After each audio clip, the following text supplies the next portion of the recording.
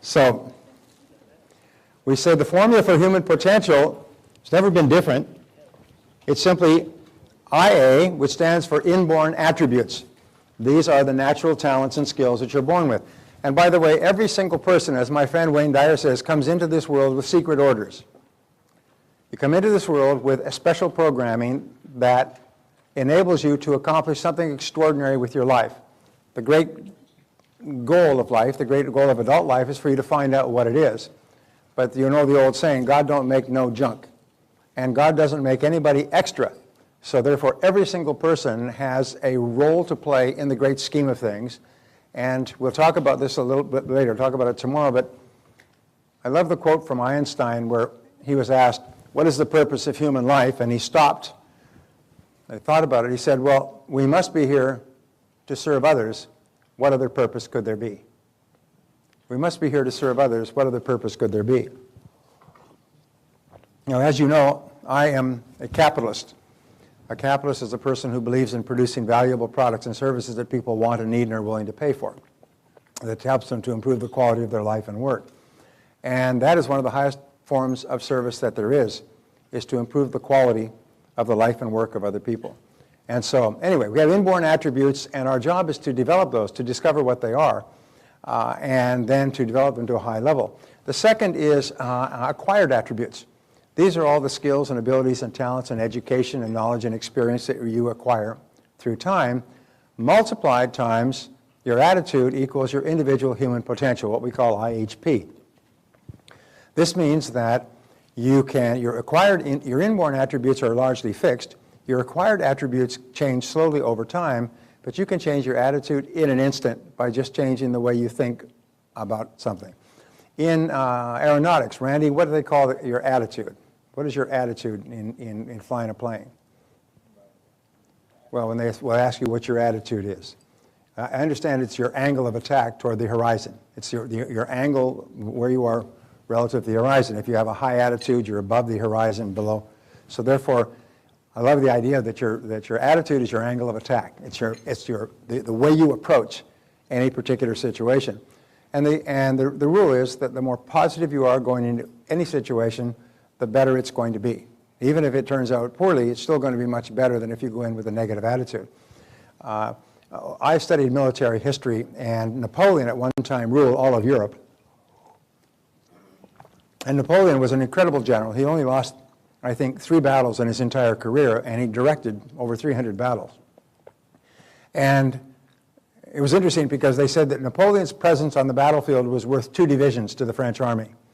Napoleon would actually sometimes travel overnight in his carriage to the scene of the battle to direct it personally. And when the announcement came out that Napoleon had arrived to direct the battle, the spirits, called the esprit de corps, the spirits of the French soldiers went up dramatically, and the spirits of the opposing soldiers went down dramatically because Napoleon never lost a battle. So therefore, if Napoleon was directing the French and the French never lost a battle under Napoleon and you're fighting them, it's not going to work out too well for you today. And in those days, you didn't fight and run away and fight again another day. You are left on the battlefield. So his presence was worth two divisions. His attitude of confidence was unbelievable, and that's the same thing with you. So we say that your attitude has been called the most important word in the human language, and because it determines virtually everything. So 85% of your success will be determined by how much of a positive mental attitude you have. And wonderfully enough, this mental attitude can be manufactured. And it can be manufactured until it becomes automatic. And there are many people who are just positive all the time. No matter what happens, if they get knocked down, they just bounce back up again, take a deep breath, get a good night's sleep, and they're back. Your attitudes come from your expectations of how you think things are going to turn out. Where do attitudes come from? Well, if you expect that this is going to be a successful meeting, a successful seminar, a successful date, a successful restaurant experience, then that's going to have a major impact on what happens. Because your expectations, remember radiation, law of radiation, your expectations emanate out from you and affect other people. They cause other people to behave in a manner consistent with your expectations. The highest selling salespeople are people who expect to sell all the time. The highest performing parents are the parents that expect the best from their children all the time. And the kids know it, and people try to rise to those expectations. Your expectations about our outcomes create our attitudes. One of the things that we teach over and over and not here is that what top people do is when they have a setback of any kind, they simply see it as a learning experience. It was just a learning experience.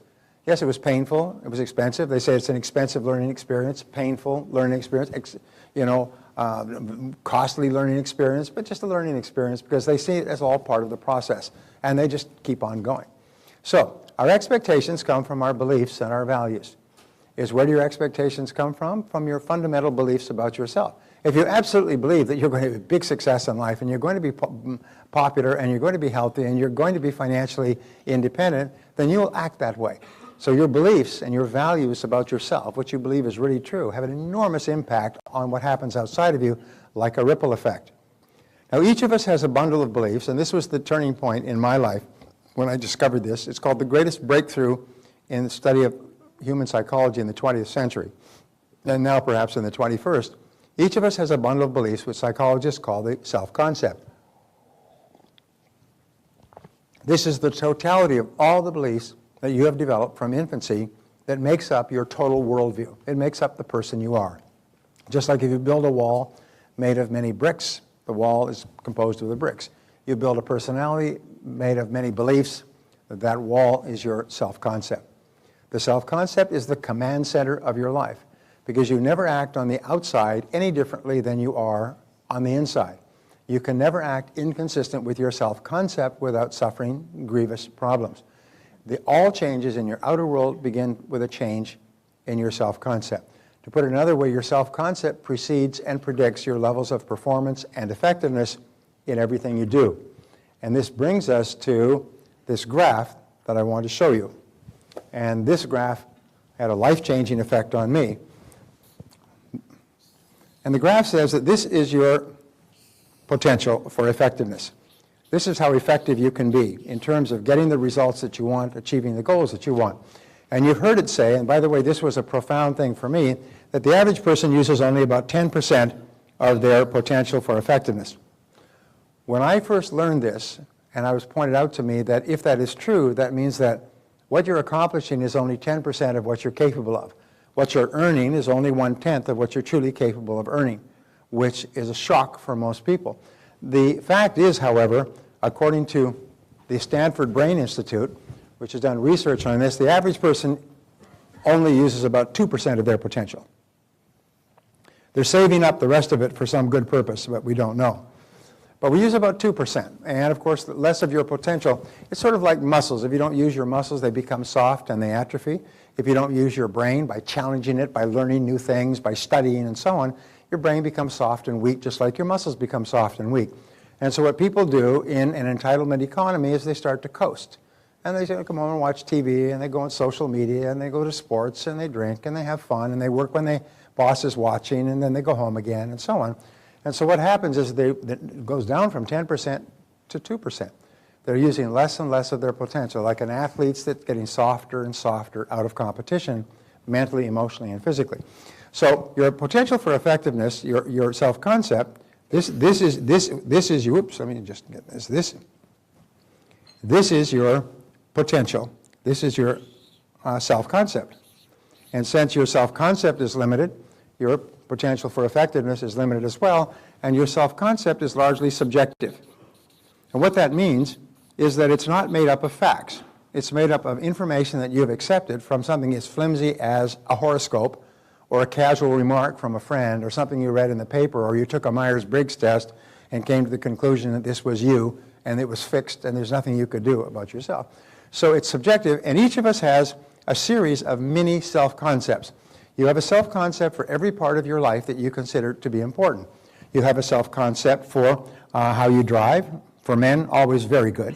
How you dress, how creative you are, how intelligent you are, how much you read, how much you exercise, the foods you eat, how much you weigh, how healthy you are, how popular you are, how friendly you are to other people, what kind of a child or a spouse you are, what kind of a parent you are to your children, or what kind of a child you are to your parents, and so on. We all have a self-concept of if we're in sales, there's 7 parts of sales, and we have a self-concept for each part of selling. We could have some people are great prospectors. They have very high self-concept. They just go out there and burn. looking for new prospects. Others have a very low self-concept in prospecting. They feel very uncomfortable when they do it. They avoid it as much as possible.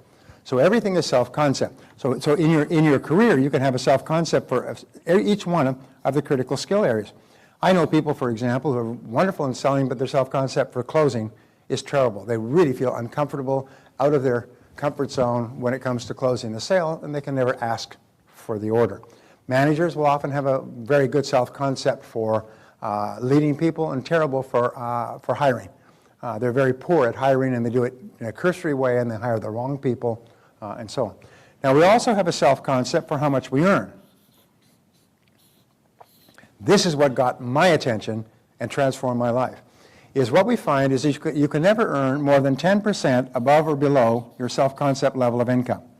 If you earn 10% above your self-concept, like you win a prize, you get a big check back from the IRS, you get an inheritance, or you have a particularly good week or month, if you go 10% above, you start to engage in compensating behaviors.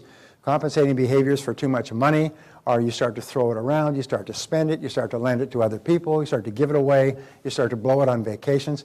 You ask a person, what would you do if you got $1 million in the mail overnight? Well, many people say, oh, I'd buy a new car and take a trip. I mean, the first thing they think of is how to blow the money. You know that 2/3 of lottery winners are broke within 2 to 3 years. Why? It's because the money is so far out of their self-concept range that they just go berserk. They go crazy with the money, and 2 to 3 years later, they're broke. If they were on, there are lottery winners who are on welfare when they won, and 3 years later they're back on welfare, and all the money's gone. They have no idea what happened to it. So now what they do, by the way, is they tell you if you win the lottery, have the money locked up in a lawyer's trust fund for a year. So you can start to get your mind around the fact that you have this money. But lock it up so that you cannot touch it for a whole year. After a year, you'll have a lot of chance to think about it. Then when you start to think about how to spend it, you'll do it better. Robin Williams has this great line. He said, cocaine is God's way of telling you you've got too much money. And that's what happens to these actors. Look at Charlie Sheen is probably the perfect example of a person who's making $1.2 million per episode. He's completely outside of his self-concept range of income, even though he's used to pretty good income, and he goes into bizarre behaviors. He behaves literally like a person who is semi-insane. So when you go way outside your comfort zone, you start to scramble to get back into your comfort zone. If you earn 10% or more below your self-concept level of income, you start to become more creative, you work longer hours, you start to think of different things you could do to get back up into that comfort zone, and this comfort zone then becomes a trap. And the greatest enemy, we'll talk about this later, the greatest enemy of success is the comfort zone, because we get into a comfort zone and we stay there. And when I learned this, I began to raise my personal income comfort zone. I found that over the time in your life, your income goes up, and you form a new comfort zone. It goes up, but you pretty much stay there. But if you really want to make a dramatic increase in your income, you have to completely see yourself at earning at a completely different level. That's why we say start off by adding a zero and just play with that idea for a while. And that's a fun idea to play with. And then you come back to reality and you say, well, what if I just increase my income 25% per year? Well, if you do that, you'll double your income in 2 years and 7 months. And then what do? Do it again, and do it again, and do it again. And the cumulative effect, as Einstein said, compound interest is the greatest force in the universe. So if you can increase your income by 25% per annum, you'll be rich, and you'll be on top of everything. And not only that, your comfort zone will adapt to 25%. That's 2% a month. You start to adapt, and you start to adjust. You start to be more intelligent with your money. You start to be more thoughtful with how you deploy it, and so on. So your overall self-concept will be an average of your self-concepts in every area of your life that you consider important. If you were to ask me with regard to my ability to sing, well, my self-concept for singing is very low. I like to sing, but I've been told that if I sing, I must go away by myself where nobody can hear me. My father, when I was young, told me that I am tone deaf, and I have no ability to sing whatsoever. And so I should never be allowed to do it around other people. I still remember that, very encouraging. But your overall self-concept is your average of your self-concepts in all the areas of your life that you consider to be important, which brings us to these two concepts here, is the upper and lower limits of your self-concept form your comfort zone in each area. And our overall self-concept is an average of our individual self-concepts, which brings us to the self-concept is made of three critical parts, like three wedges of a pie, each of which is adjacent to the other. The first is your self-ideal. Now, one of the things that we know is that top people have very clear self-ideals. Your self-ideal is, in its shortest terms, your idea of what constitutes a winner, a really outstanding person. Your self-ideal is made up of all the people that you have admired in your life and that you admire today, the qualities that they have. Anne Rand once wrote that all love is a response to values.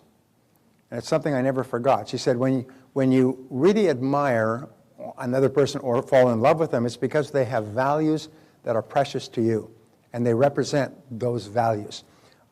Integrity, honesty, warmth, sincerity, caring, courage, persistence, discipline. We always look up to and admire people who we feel have the qualities that we would most like to have in ourselves. That is our ideal. And there is within each person, there is a tension between the person we are and the person we would like to be. It's a dynamic tension that causes us always striving to be more. What we know is that successful people have very clear ideals, and unsuccessful people are very fuzzy. They're unclear about what their ideals might be.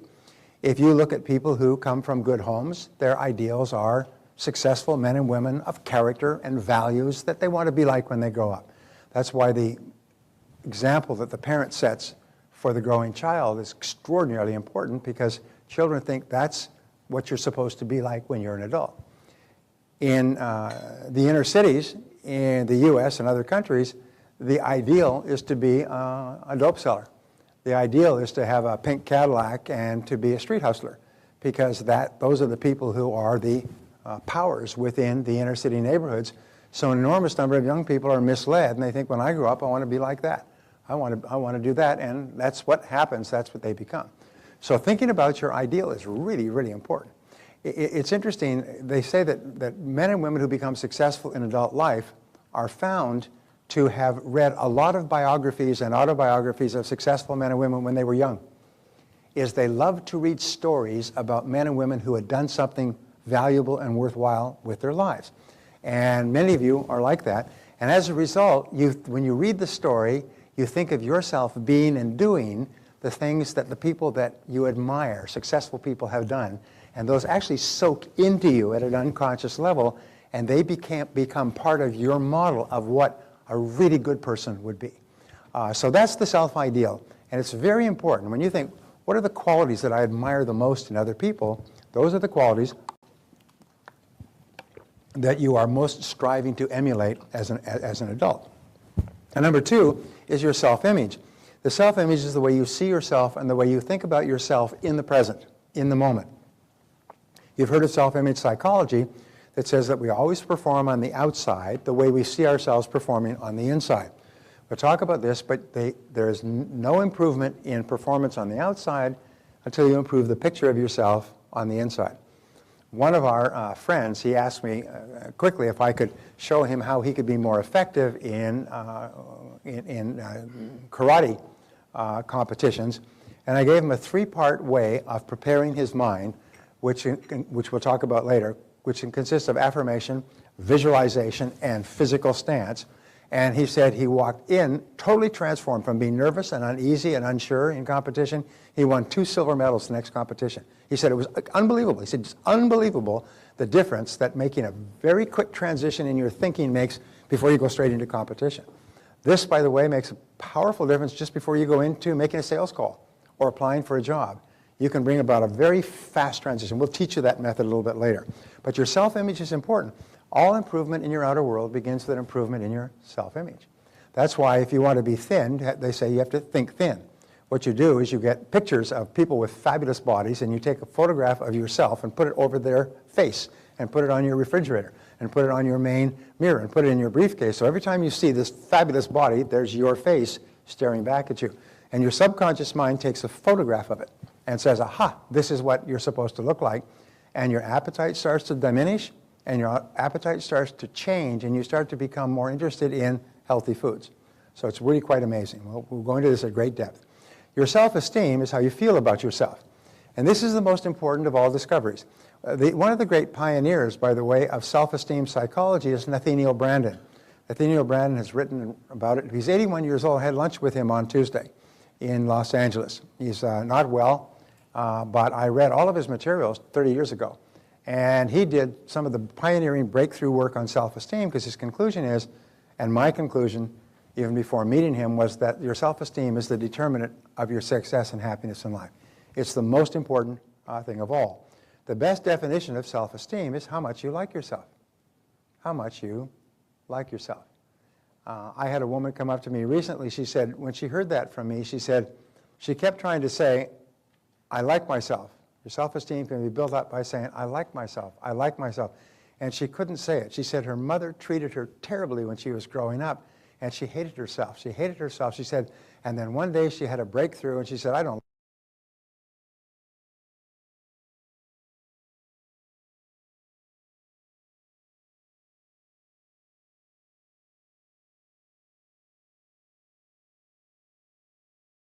that she loved herself. So say it. Say, I like myself. I like myself. I love myself. I love myself. Now, wonderfully enough, every time you say, I like myself, your overall self-concept goes up. As your overall self-concept goes up, your ability to perform and your levels of effectiveness in every area of your life go up as well. So the more you like yourself, the better you do in every single area. The more you like yourself, the better a salesperson you are, the better a parent you are, the better a boss you are, the better a friend you are, the better you do any skill, the better you learn, the better your memory is, the more creative, the more ideas you have.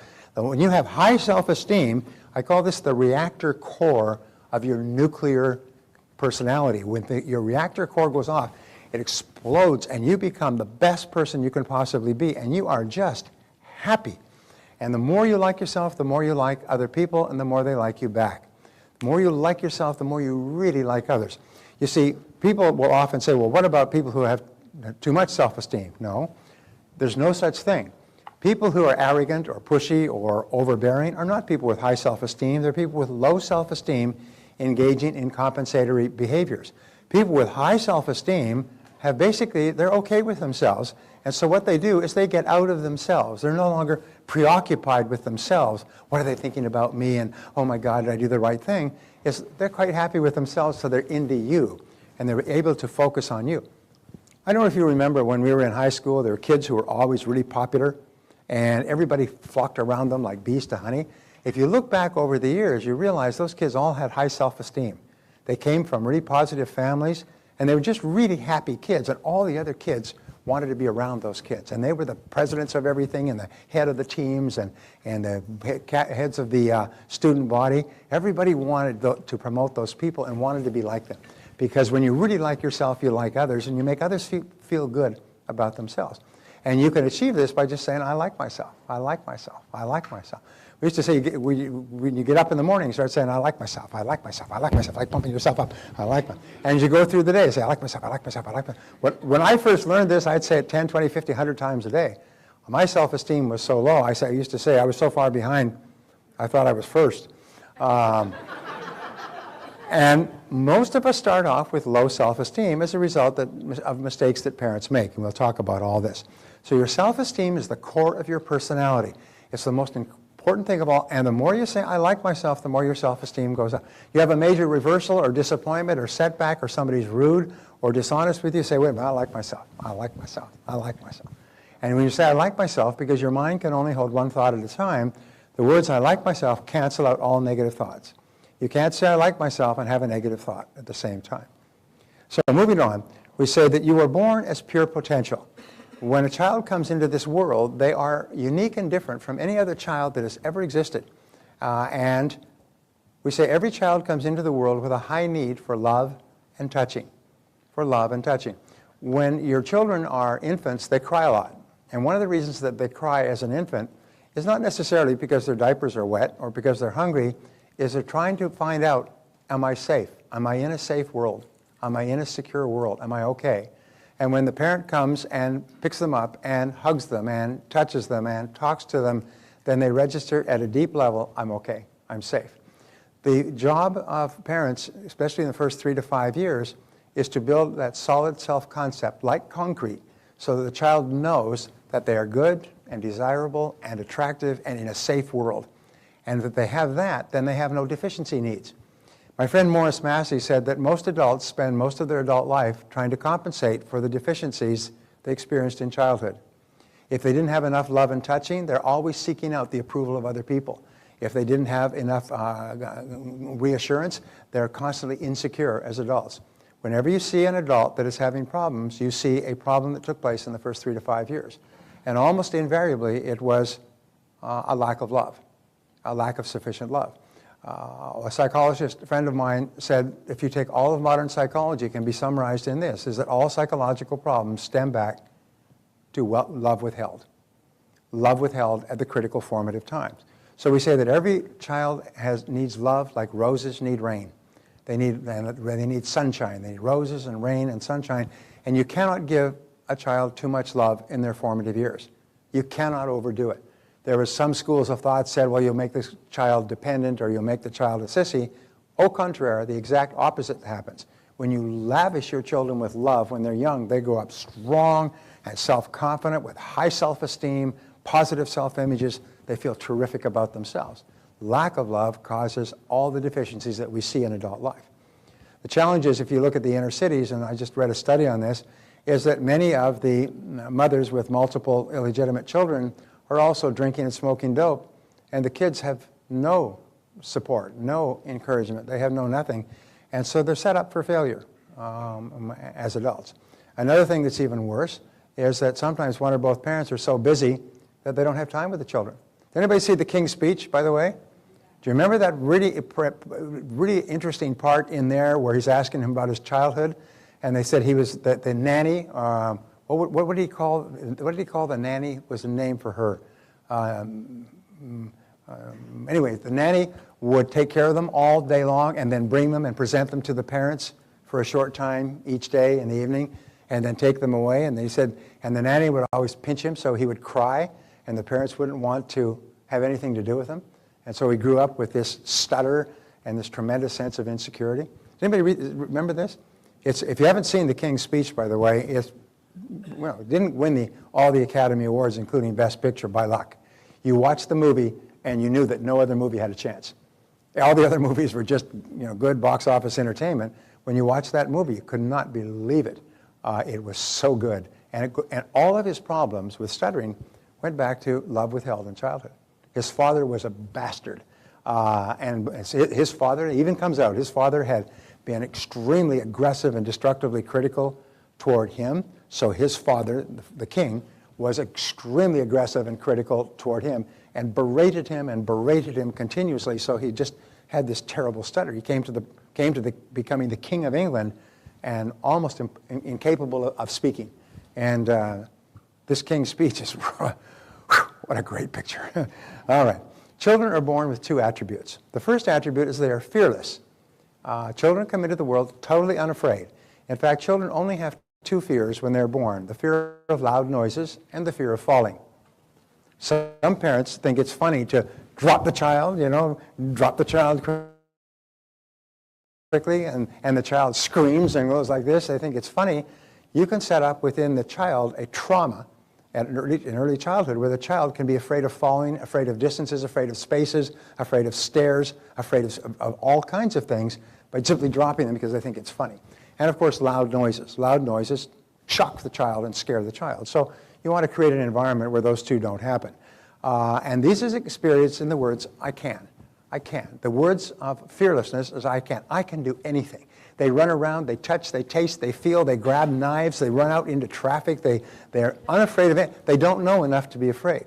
Anybody who's ever raised children knows that for the first 10 years of your life, you have to prevent them from killing themselves because they're little suicide bombers. I mean, they just don't understand the danger that exists.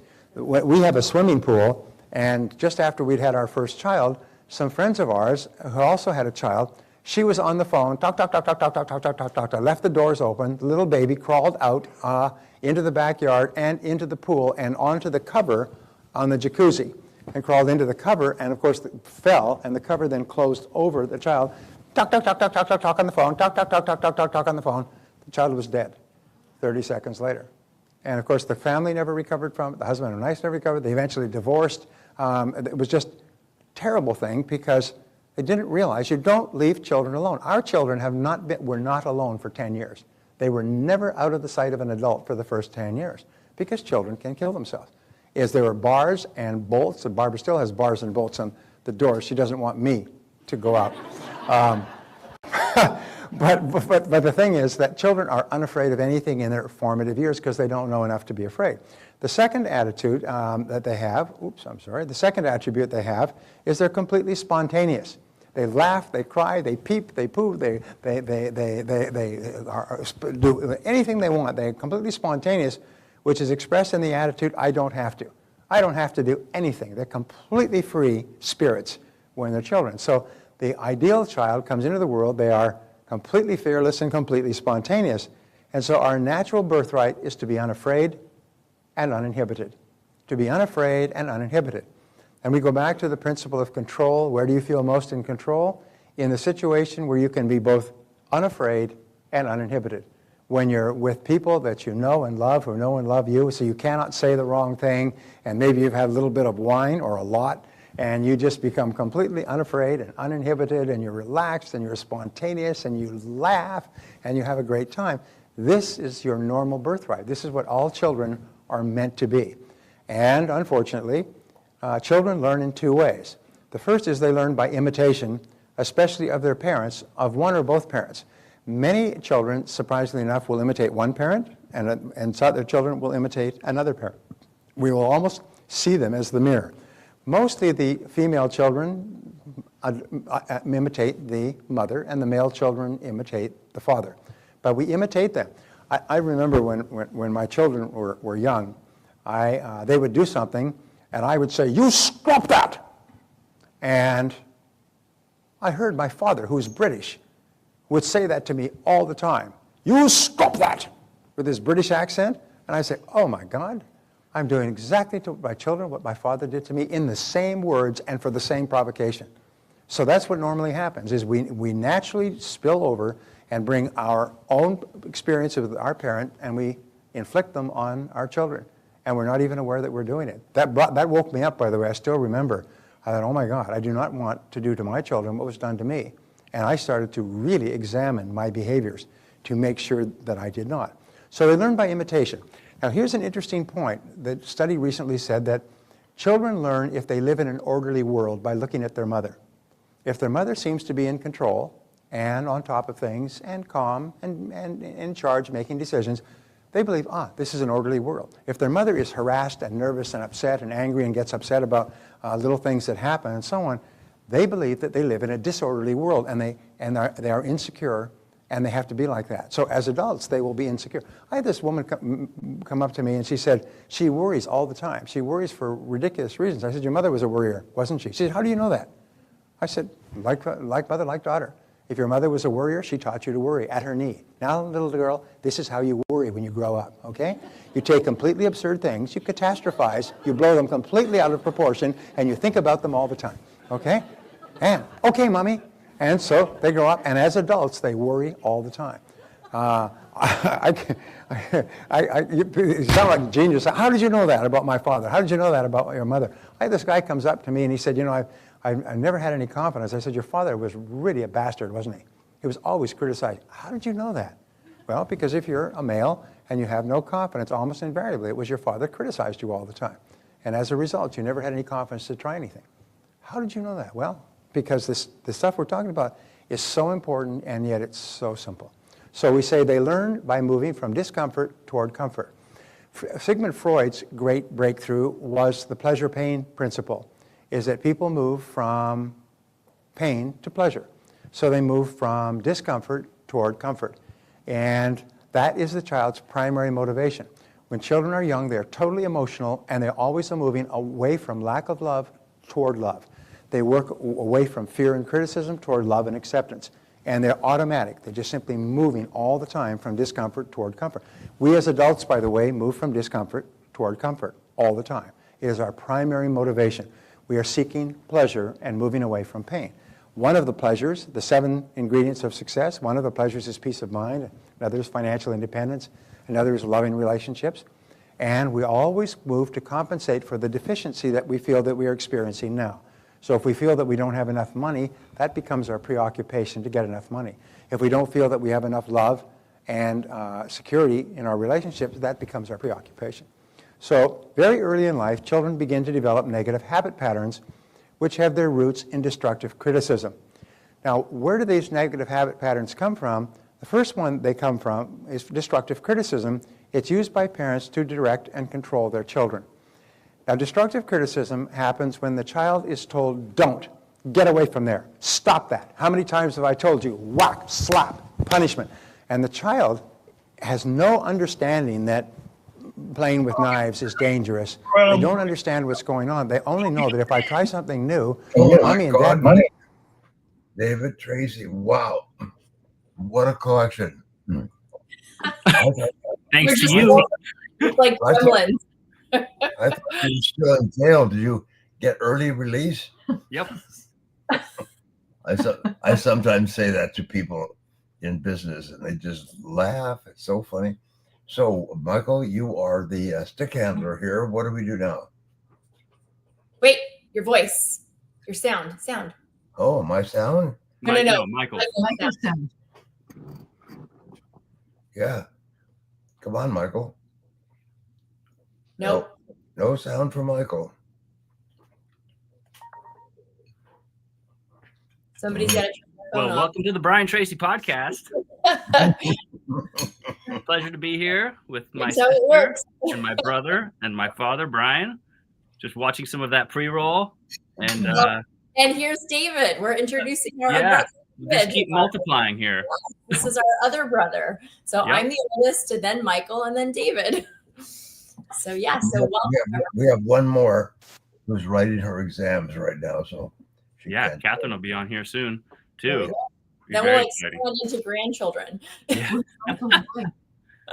The next level, the next generation. Michael's voice is. What is the plan for today, Michael? Are we on? Are we ready to go? Are we on? Welcome Yeah. to the Brian Tracy experience. We're Mike, live talking about your legacy, Brian.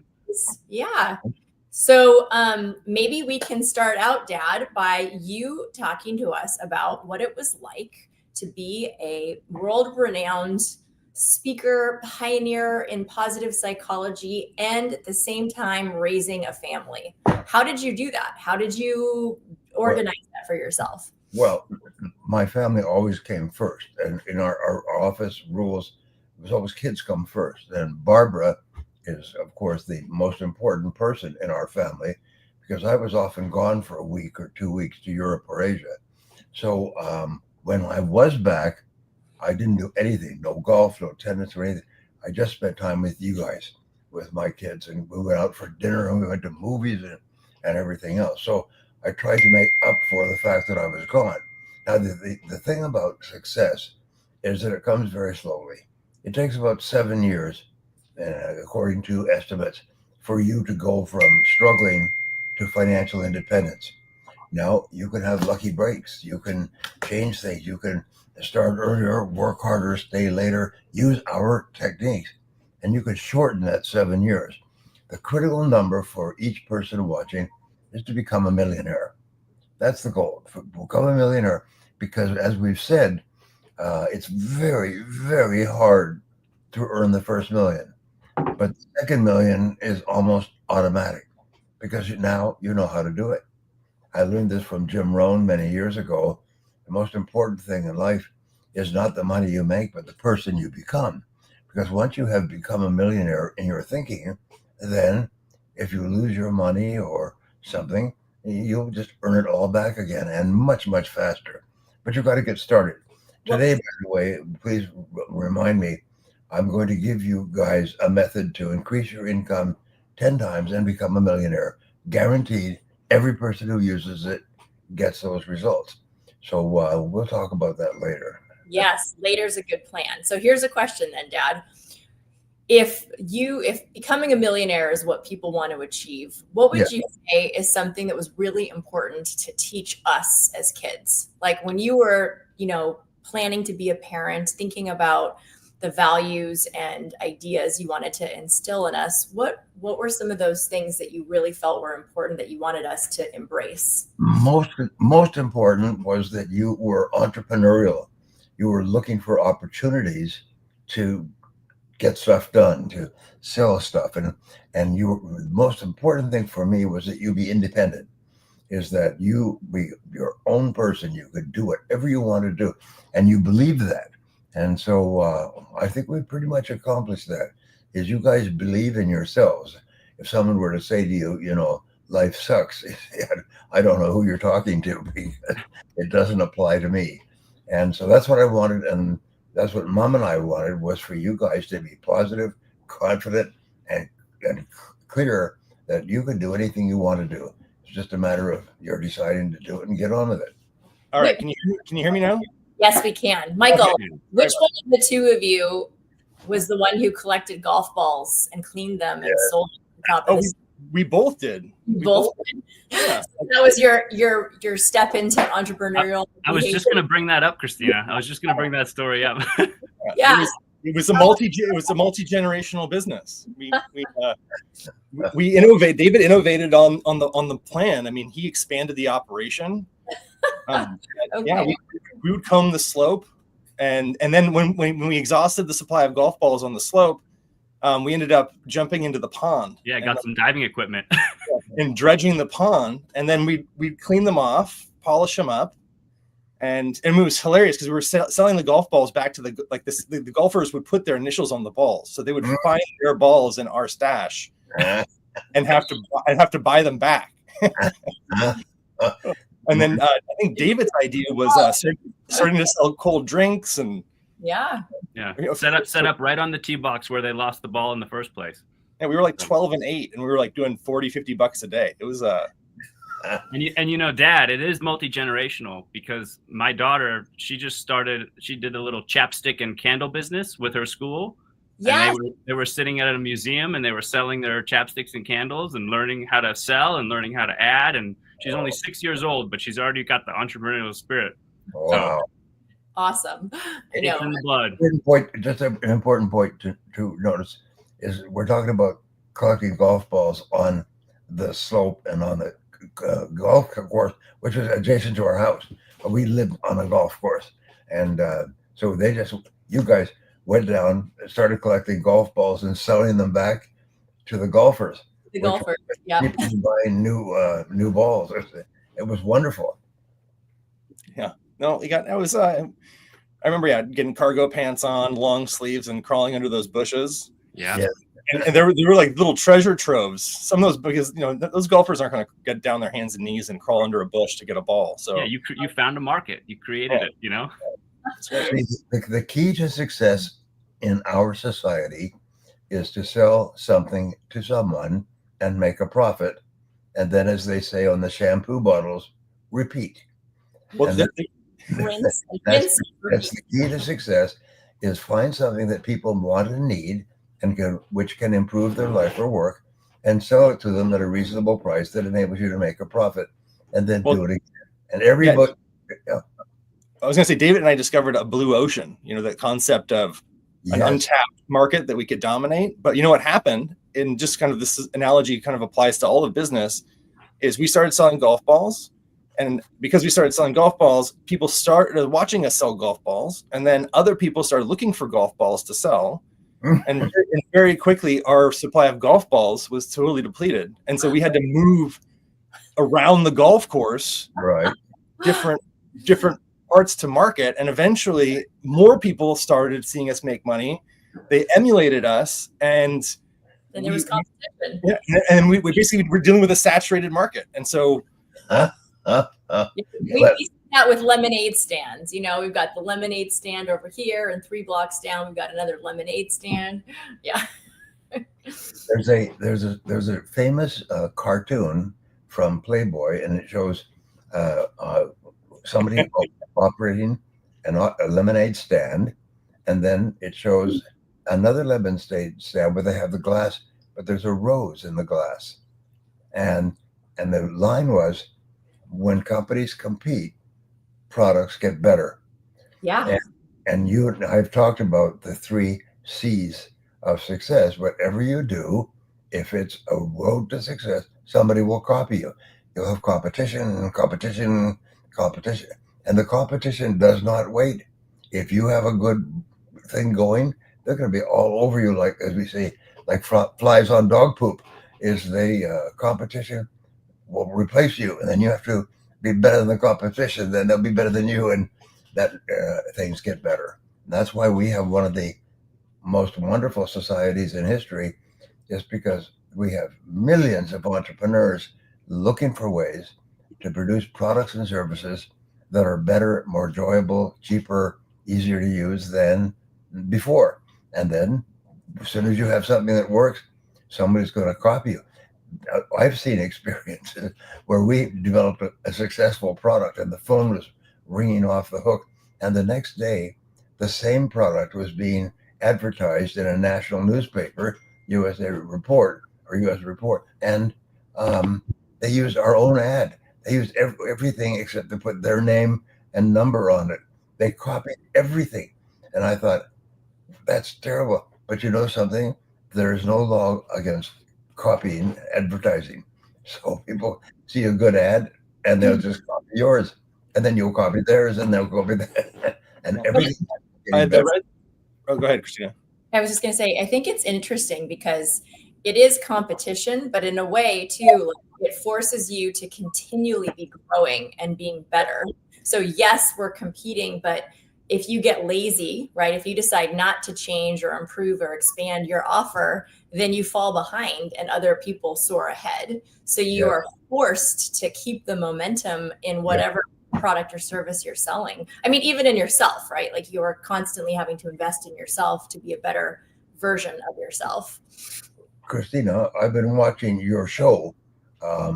And what is it called now? Oh, my talk that I did? Yes. The Road to Success. No. I'm sorry. Which are we talking about? The one with your friend, and you talk about relationships. The sex doctors. The sex doctor. Yes. Your sex doctor.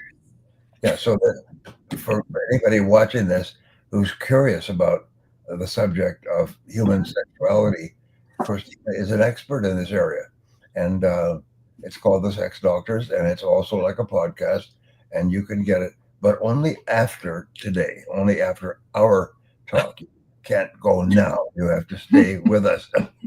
Well, look, let me just caution you as he's suggesting this, because I work in 2 very different spheres. So for those of you who are hearing me here in this context in personal development, and with my background in psychology, I'm big on, personal success, professional development.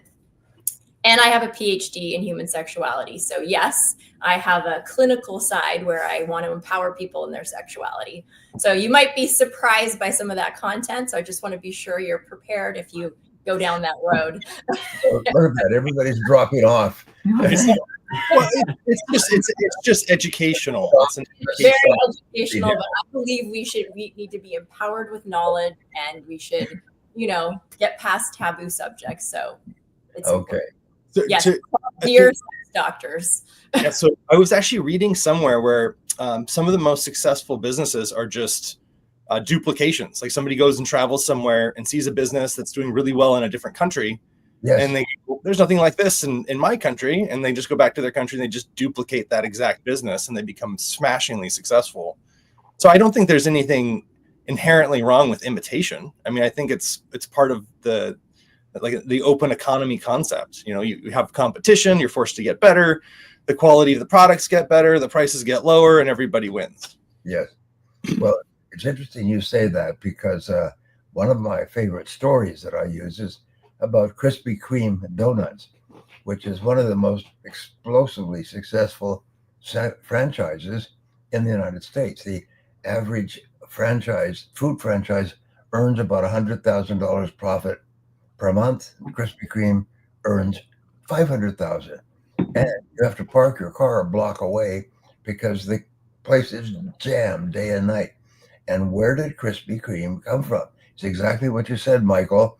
And this is something I studied at great length.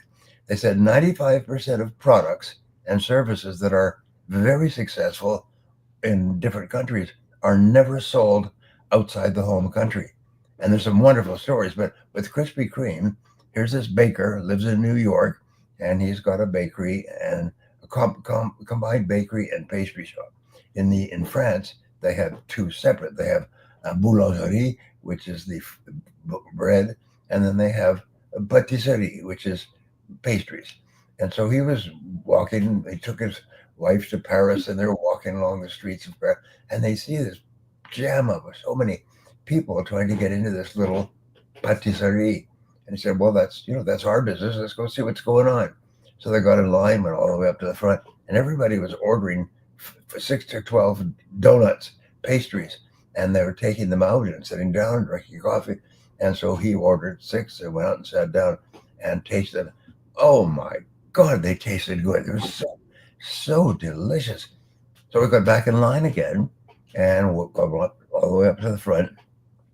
And he said, por favor, or s'il vous plaît, do you speak English? He said, yes, I do. He said, well, is there any way that I could get the recipe for this covering that you have on your pastries? Because I am a baker back in New York, and he said, no problem. He said, I've got a copy. People always asking me for the recipe, so I've got a copy here. And he gave him a copy.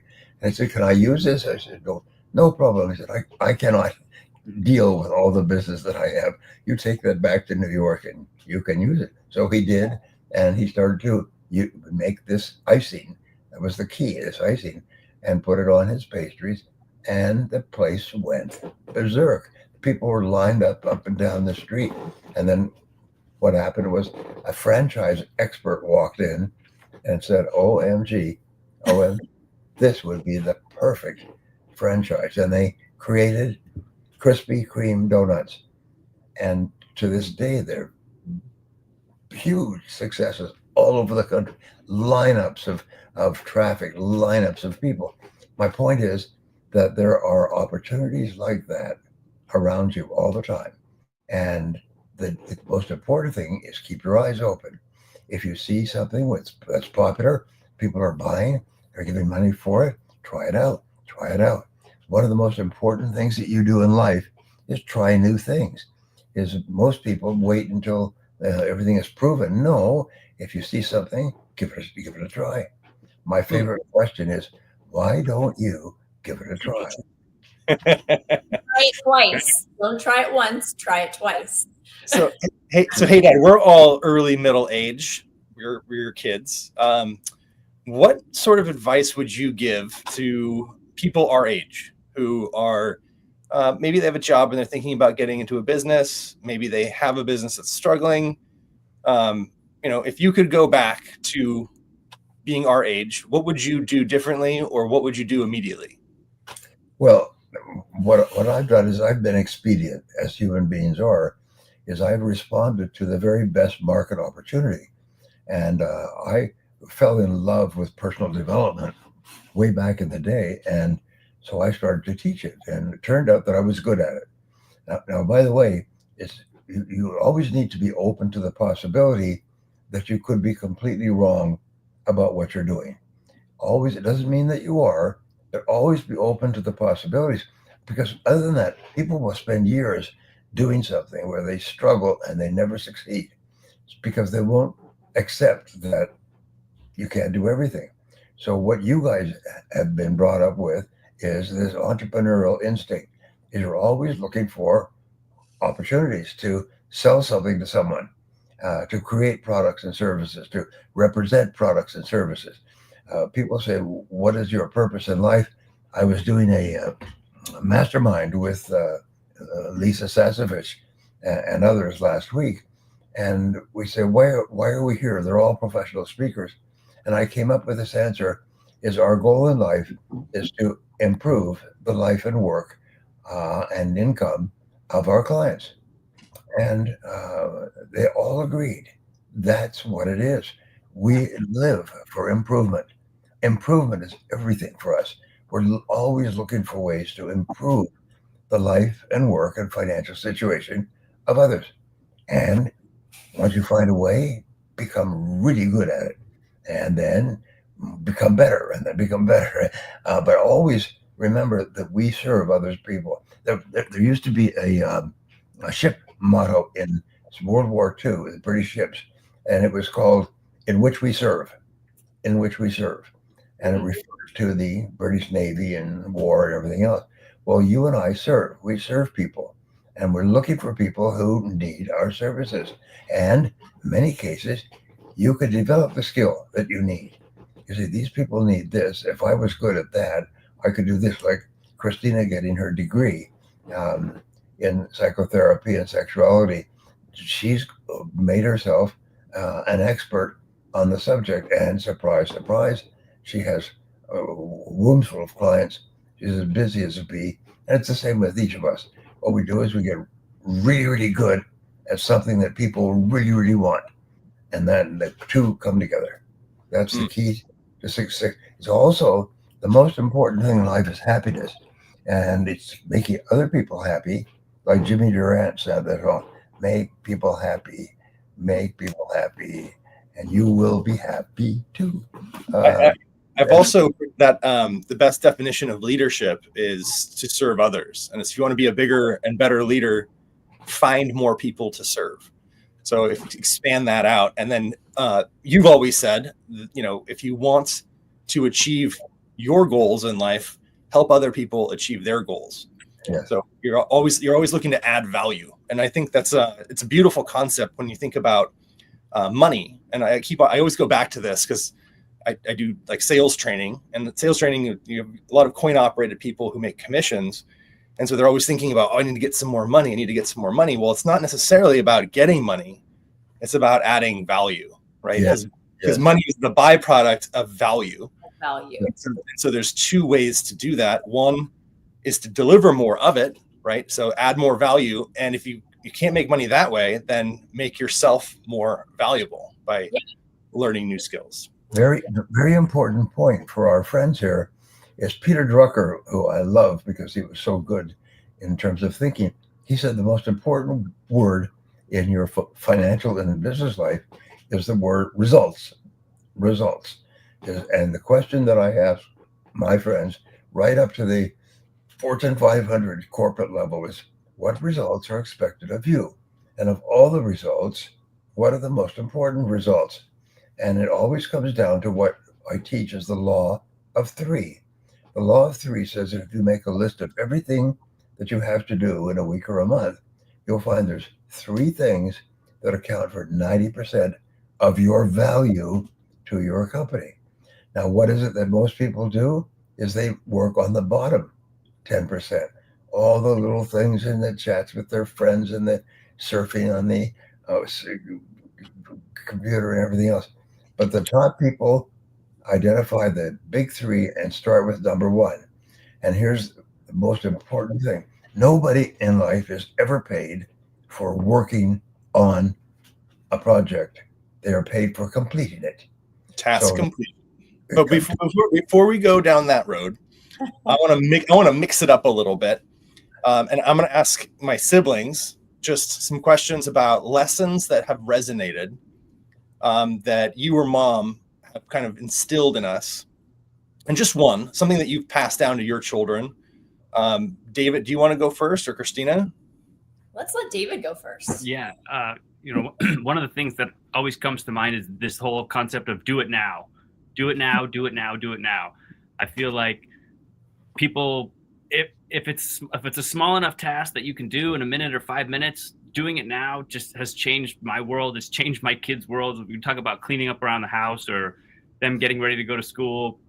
And it's just helped eliminate procrastination. His book, Eat That Frog, he mentions that. And I see my kids complaining about like putting their clothes away, these little tasks that don't take more than a couple minutes. And I say that over and over again to the point where they why do you keep saying that? And I said, well, Grandpa Brian says that.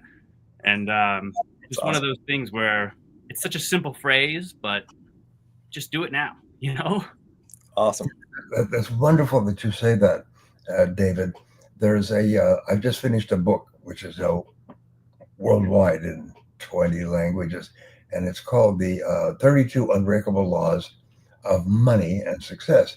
And one of the laws is the last one, which just came to me as I finished the book. Number 32 is the law of reputation. And the law of reputation is how people describe you after they have been involved with you in any way. What words do people use? So what you want is you want to say, all right, I'm going to organize my life so that people use these words in association with me. And one of them, if you want something done, give it to him. If you want something done, eventually give it to her or someone else. But if you want something done and done now and done well, give it to him. And by the way, also give him an office and a secretary and a staff and eventually his own building. And I hope, because this happened to me, is I started off at the bottom of this huge company, and there were lots of people ahead of me, but they were kind of time servers. And so they would be given an assignment, and they'd submit it in a couple of weeks. If my boss gave him, I'll call him the big boss, if he gave me an assignment, I was so eager to please that I would take it like a fumble in a football game, and I would run with it. I'd work day and night. Sometimes I'd get an assignment on Friday, and I'd work day and night to have it done by Monday and typed up. And so when the big boss came in, it was all done. So David, yours is do it now. Well, and the other one is the positive self-talk. Because, you know, I feel like with little kids, they always say, I can't do this, I can't do that. And so one of the things I saw the other day was a speech from you 40 years ago saying, tell yourself every day, I believe something wonderful is going to happen to me today. And so all day long with my kids, I say, I believe something wonderful is going to happen to you today. And I make them repeat it, and I make them repeat it, and I write it down, and we draw it in chalk at the park. And I swear it works. If you just say it over and over again, amazing things happen every single day. Oh, yeah. The power of positive expectation. That's so good. Yes. That's probably one of the things I really resonate with. And just the idea, you know, as I've like tracked it for myself, the positive expectations, because it's interesting. Like when you say something, you know, wonderful is going to happen today, it's one step in that direction. But when you think about a scenario you're entering into, and like, this is how I've applied that idea for myself, is I actually imagine the situation, like whether it's a work experience or a social experience or a school experience or whatever it is, I will imagine it and I will have like a positive framing of it. Like, that's going to be wonderful. And because I like have the positive expectations, then suddenly I feel more excited about it and more positive about it. And I end up like noticing that my actions throughout the day are totally different, because now I don't know what the outcome's going to be, but I've decided it's going to be good. So I'm excited and positive and enthusiastic. And I feel like it really changes the experience. I mean, we don't, you know, we can decide it's going to be terrible and dread it and anticipate something bad. And then you get there and yeah, maybe you feel really unhappy and it ends up sucking. But I do think that there's something about programming yourself in advance to be like, it's going to be awesome. And then somehow it like is a self-fulfilling prophecy and ends up being awesome. Yeah.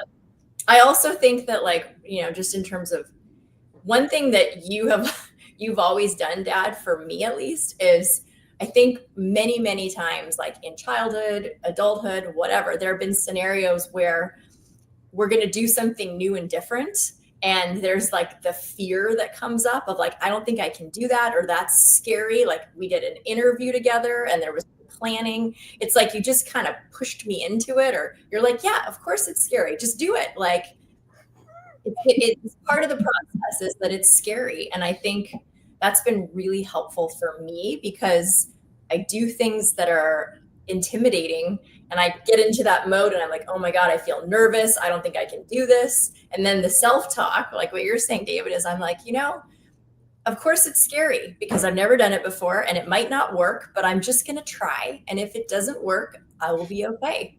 And I will try something else, but I have to just. Do you remember your first public talk? Yes.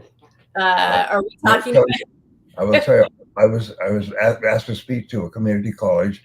Had about 500 people there, and Christina was about 6 at the time. I was like 4, not 6. I was younger.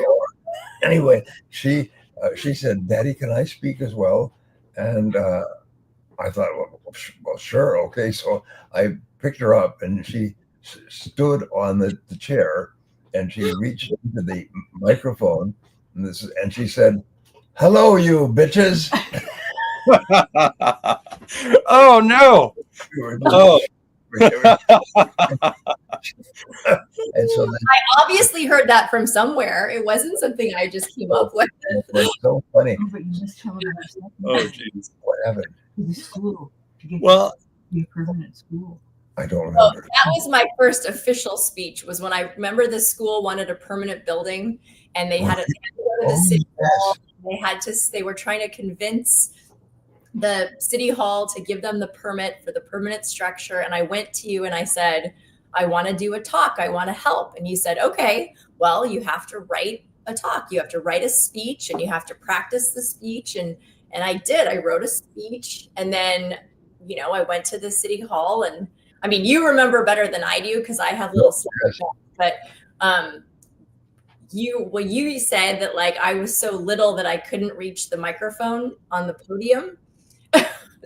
So I dragged over a chair so that I could stand on the chair so that I could speak in the microphone. Yeah. Yeah. One of the best pieces of advice that I got as far as speech design was an introduction, 3 things, and then a strong conclusion, and then keep it simple, right? Don't overdo it. And so if you're doing a toast, you introduce 3 things, 3 memories, 3 anecdotes, big close, and then sit down. So it's a really quick like framework. Right.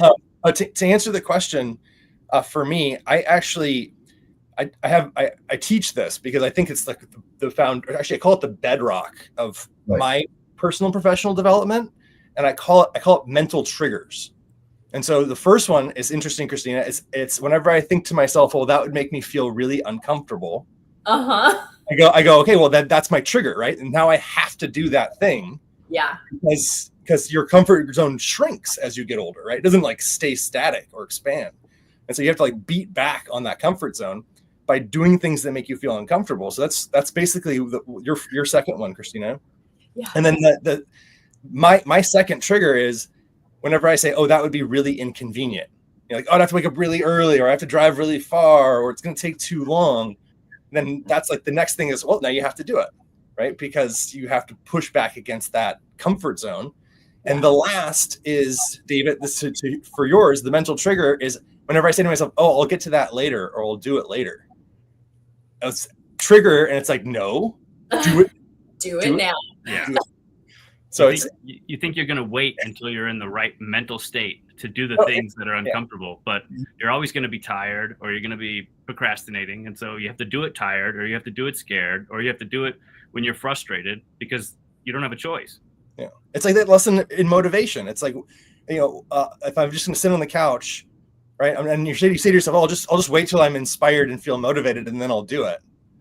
Right. But that's not how it works. You have to take the action in order to feel the feeling. So if you want to be motivated, act motivated. If you want to be self-disciplined, act like a disciplined person. I think I read that in your book, Michael. Yeah. Oh, yeah. It's possible. It's very possible. Well, self-discipline is the #1 quality for success. And one of the things that I found recently is that the favorite words are just say no to anything that is not the highest and best use of your time. Just say no. And Warren Buffett, who's worth $36 billion, said the secret of his success is he just says no to everything of low value. He also reads a ton. And he reads 5 hours a day in his field. And so he makes good decisions. And but think about that.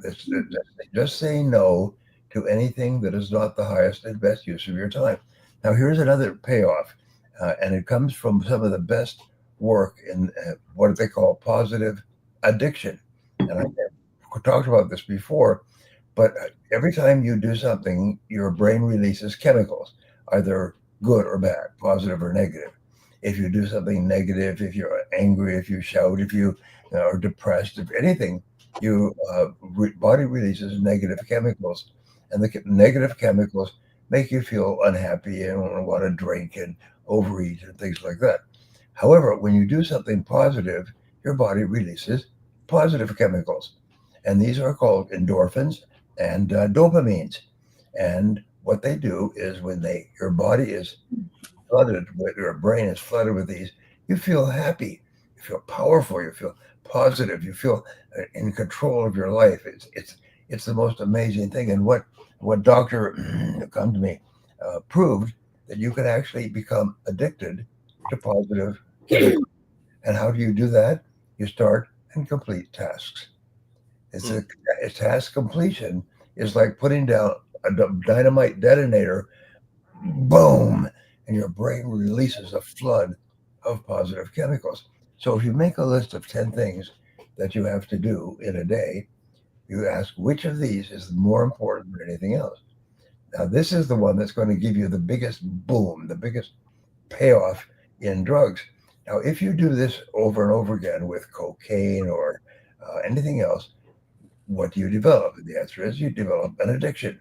So you have what is called a negative addiction. However, if you start and complete tasks, then you get addicted to positive chemicals. And you can hardly wait to start and complete a task. And the more important the task is, the bigger rush of emotions that you get. So you can become a really happy, confident, powerful person. And you're never sick. You never get cold. Your body is so strong that you're just happy and productive all the time. Everything comes down to selecting the most important thing, starting it and completing it 100%. It's interesting, Dad, because so I was listening to Theo Vaughn's podcast. He's a big podcaster, and he had a gentleman named Andrew Huberman on, who's a neuroscientist, and they were talking about this exact thing. And they were talking about how dopamine is basically comes in. You start getting hits of dopamine in anticipation of something, in anticipation of chocolate or ice cream or sex or whatever. But if you can do something that you really enjoy doing, you can get hits of dopamine for actually trying to achieve a goal or getting closer to your goal, because it's the same anticipation response. And so it's just fascinating. People are talking about things that you've known for decades, and it's all kind of comes back and regurgitates. And right, the key is to program yourself for success. Of course, I have a whole program on that. Programming yourself for success. Whatever you repeat over and over again soon becomes. Yeah, that's a good one. Book plug. This one has more ideas than most books on bookshelves. So. Now, here's an interesting discovery for those of you who are feeling entrepreneurial, is that almost always your big success comes in an area that you had never thought about, never anticipated. There is a MBA program at Babson College, one of the most respected in the world, if not the U.S. So you go through 3 years of the MBA program on how to start and build a successful business. So they followed up the graduates of this program. Obviously, they paid $50,000, $60,000 a year, come from good families, had to have straight A's to get in and everything. And then they got into the MBA program on entrepreneurship, and they found only 10% actually used what they had learned. The other 90% got a job with a company and got into the work pool and worked themselves up, but 10% started a business. So they tracked these 10% over 10 years, and they discovered what is called the corridor principle. And this principle will make you rich. It's so beautiful. It's like really every good principle is simple. The corridor principle says that the top 10%, the ones who are earning on average 10 or 20 times as much as their peers who graduated from the same courses at the same time, that these people started toward a business, and it was like going down a corridor, and they just got started. They just kicked it into gear. It's like starting an engine, outboard motor, like that. Anyway, they started down the corridor, and they could only see a certain distance, and then they reached a block. The corridor was blocked completely. However, at that point, another door on the right or left opened up. So they went down a different hallway, and that seemed to be the right thing. And then it stopped. And then another door opened up. And I heard a great analogy too. It's like driving at night. You can only see, where the light is shining, but you can still, cover 100 or 1,000 miles if you have to. yes, Even though you can just see just a little bit ahead of you, you can still get to where you're going, even if it is a long trip. Jim Rohn has a wonderful line. He said, if you go as far as you can see, you will see enough to go further. Yes. And most people say, well, I want everything to be guaranteed and locked in and successful and everything, and then I'll take the first step. What the corridor principle says is just your goal is to be financially independent. Your goal is to become a millionaire in the course of your working lifetime. Your goal is to do it as fast as possible. That's the goal. It's never that to put that aside. That's it. Now there's a 40 million companies in America today, including one-person companies all the way up to Fortune 500 companies. So every one of these people has one goal, which is to be financially successful by serving other people. And so that's your job. And whatever you try, remember the old saying, nothing works. Charlie Jones, our dear friend, he would start off his speeches with, I have a secret to tell you all. I'll write this down. This is the most important secret that you'll ever learn in your whole life. And he'd get everybody worked up. And he'd say to you, hey, you thumbsucker, you get your pen out and write this down. And the person, and everybody would be laughing. And then he'd say, here it is. Nothing works. And then he would do it. Sort of. I was listening to this podcast, and it was an interview with, I forget her name, but she's in charge of a really successful internet startup. But her advice was, she's like, we have a culture of instant action. If somebody has an idea, we act. Gratification. And it never works. Yeah. But when our competitor then looks and sees what we're trying to do, we're already like 5 or 10 iterations ahead of them. And they'll take weeks to do one iteration where we're doing like 4 or 5 different iterations in a day. And so even though we're making more mistakes, we're actually accelerating our progress like way beyond what their competitors can never do or catch up to. So I thought it's similar to what you're saying, is you don't necessarily have to know the destination. You just do something.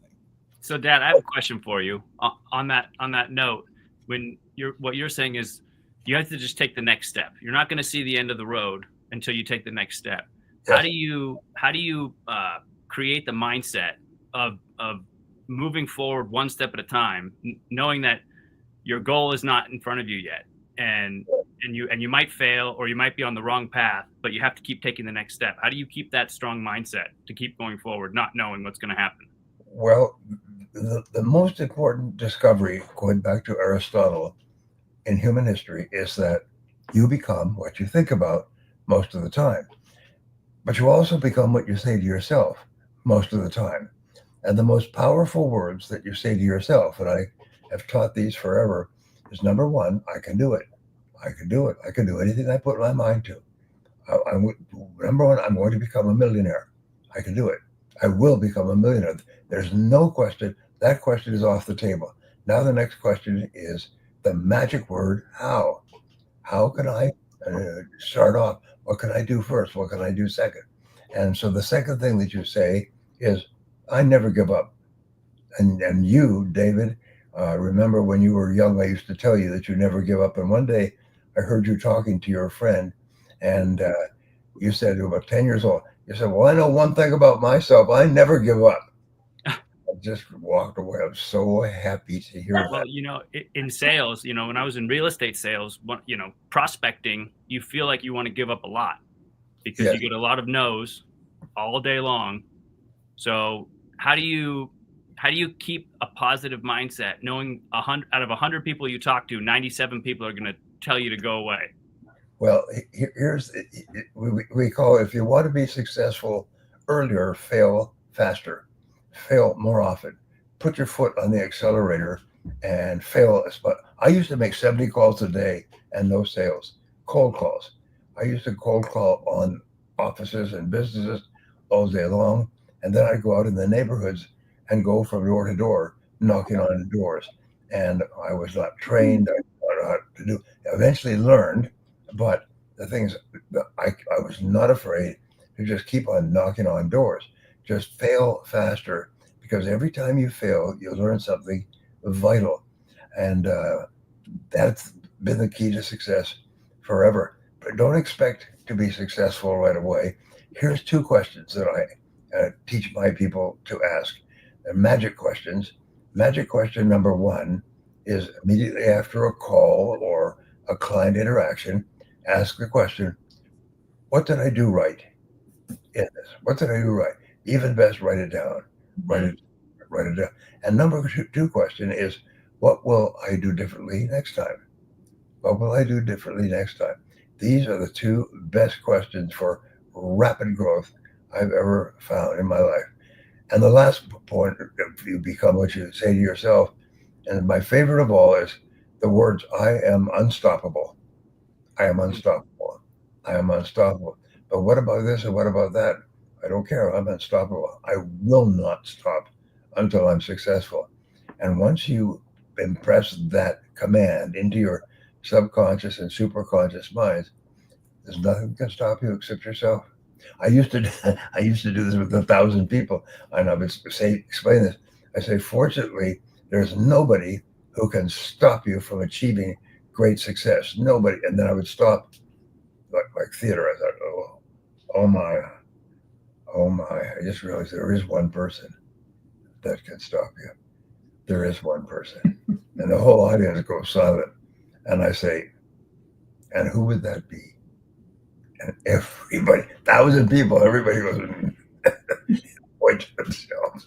It's a wonderful theatrical device. So basically I say, if you don't stop, nothing can stop you. You're Affirmations. successful. Affirmations are huge. Yeah. Yeah. The conversations you have with yourself. Yeah. Pardon? I said the conversations you have with yourself. Yes. The most Yes. powerful. You are winners. You see, that's really, really important to understand that no matter what happens, it's temporary. And you fail your way to success. Yeah. If successful people have failed vastly more than unsuccessful people. They just keep coming back. They just keep hitting it. They keep trying different things. And if it doesn't work, they say, what can I learn from this? That will make me better next time.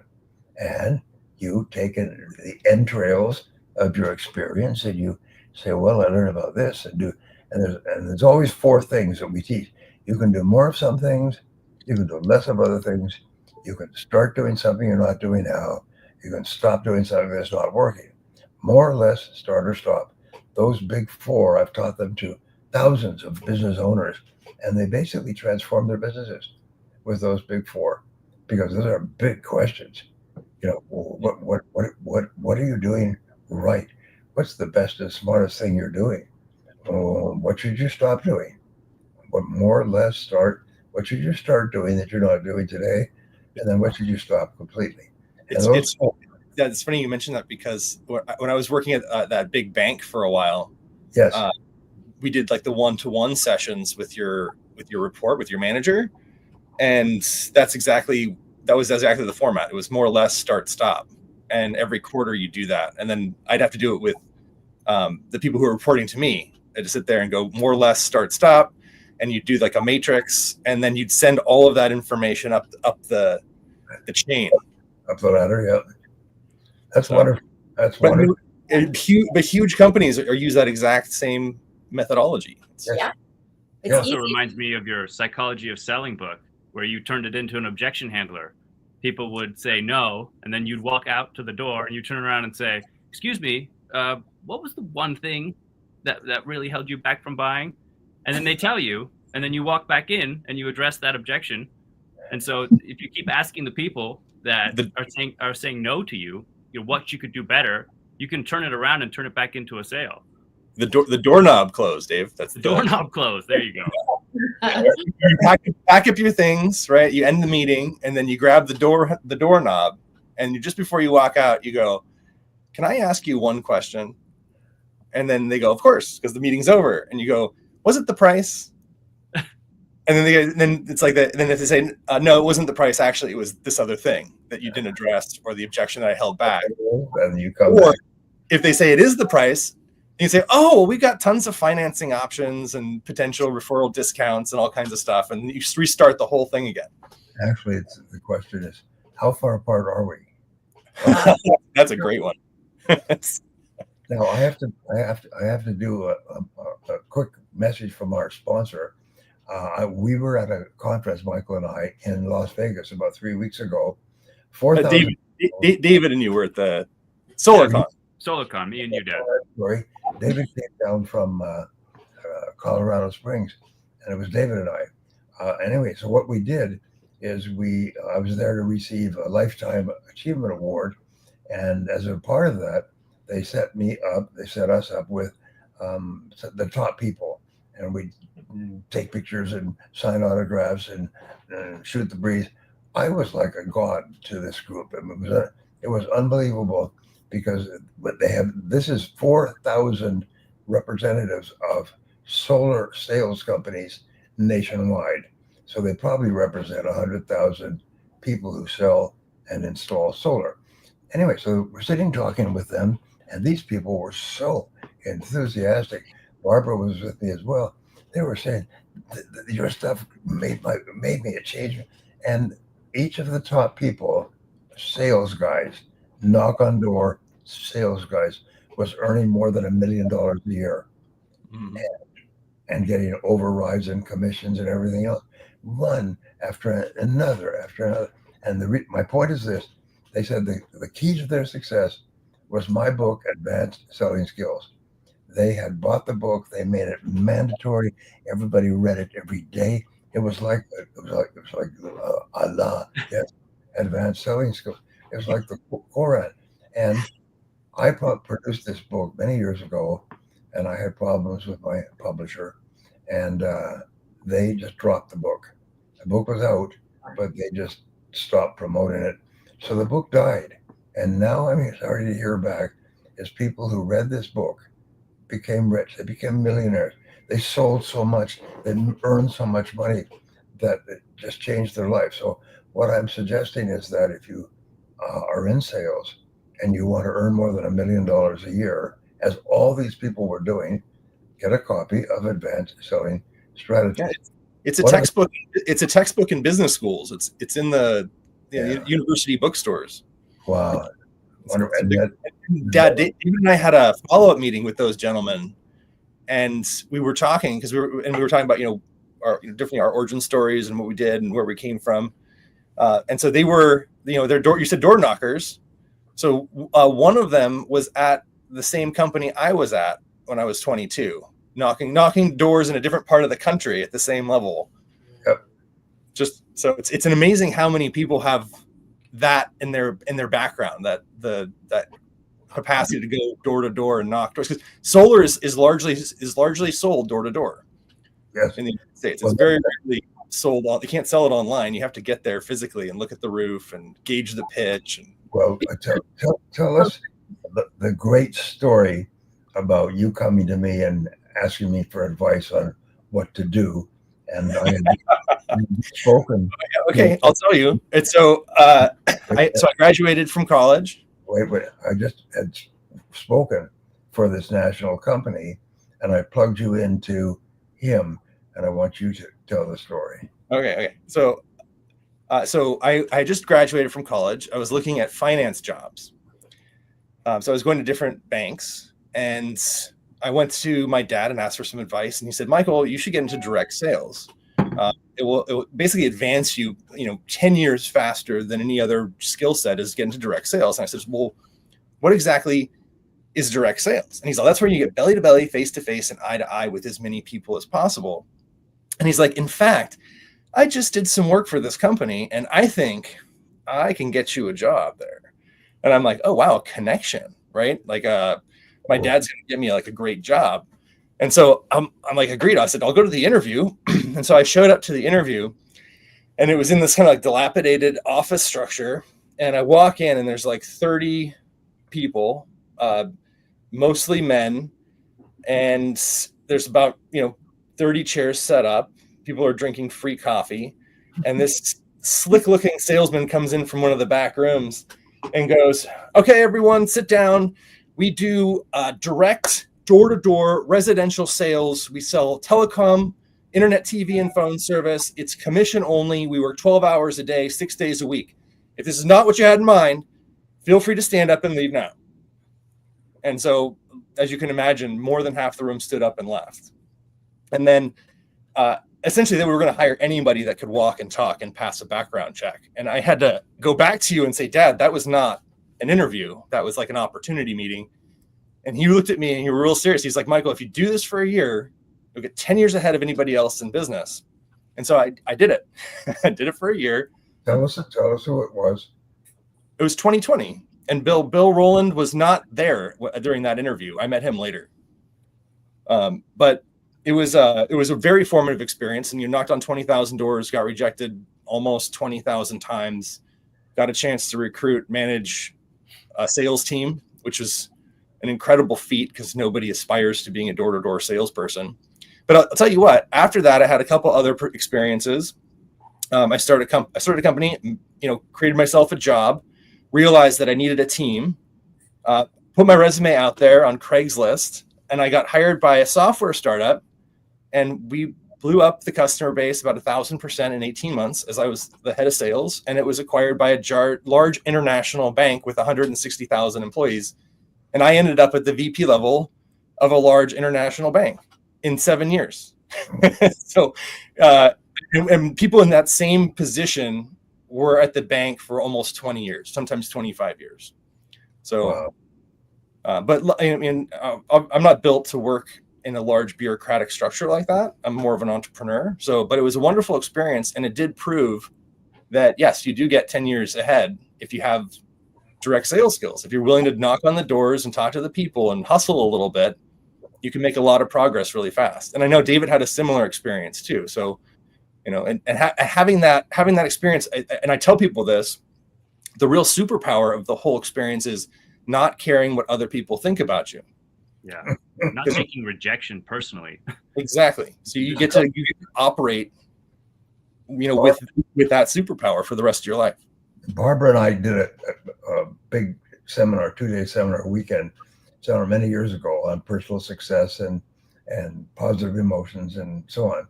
And this guy came up to me. I never forgot. His name was Gordon Garrity. He was a sales guy.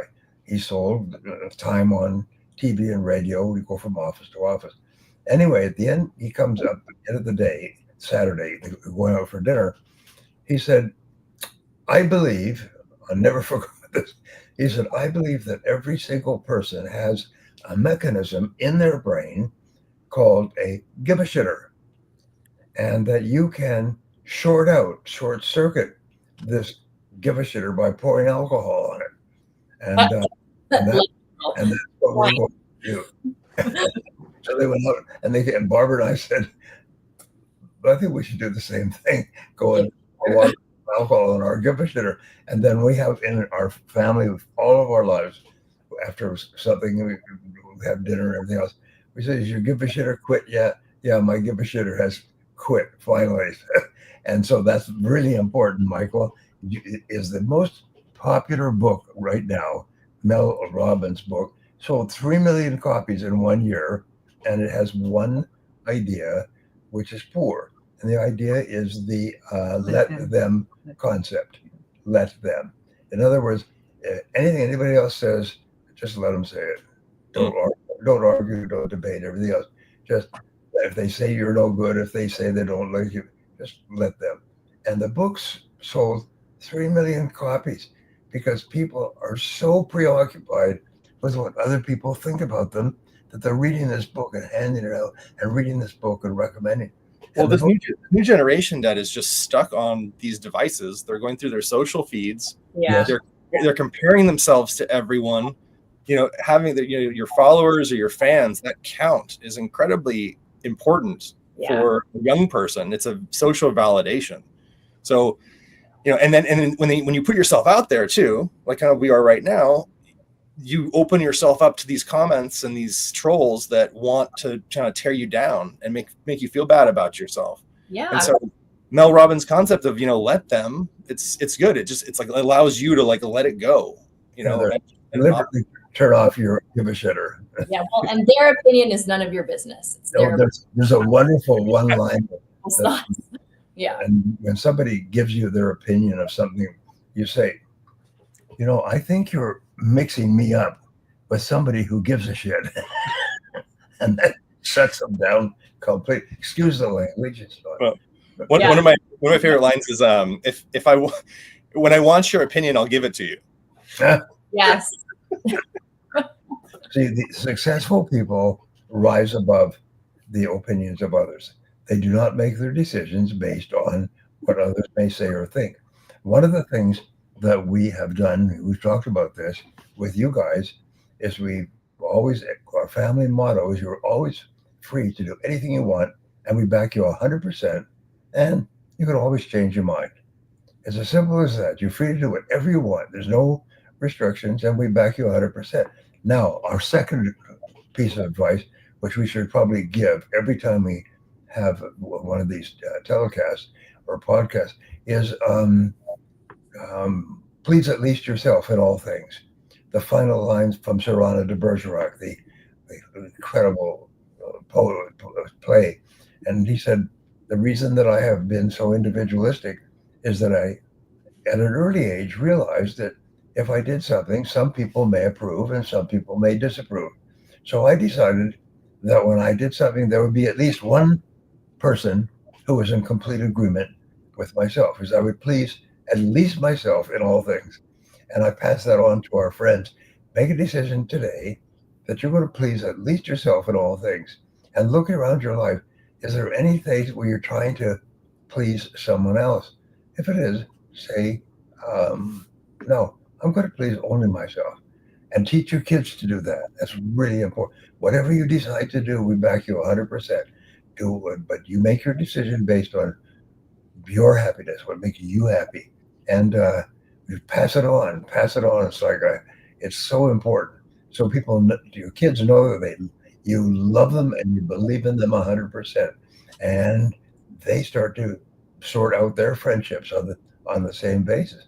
They get associated with people who are really good people. And they just walk away from people who have negative opinions or ideas. Most important thing, please at least yourself in all things. So we're getting a lot of love in the comments. Somebody corrected you. Warren Buffett's not worth 36 billion; it's worth 156 billion. Somebody, MWTK, is concerned about your health. Dad, how are you doing? I'm doing great. And my friend Eric Swanson is online. Eric, it's so nice to have you, my friend. He's one of the best guys, best speakers, best trainers, and he's on with us. And there's a couple of other of our friends. Angel, is that the correct pronunciation? McAvoy is also on it. Thank you very much. Afterwards, I'm going to go through some of your comments and reply to you after our talk, because we really appreciate you being here. And remember, ton of love. Remember, write it down. Everybody's talking about how you changed their life. So much love from so many different places. Yes. I'm looking for questions. But one question we got earlier was, how do you navigate trying to be successful within a company when your coworkers are trying to tear you down? Well, what you do is remember, we used to say that in selling to a company, there are many people who can say no, but only one can say yes.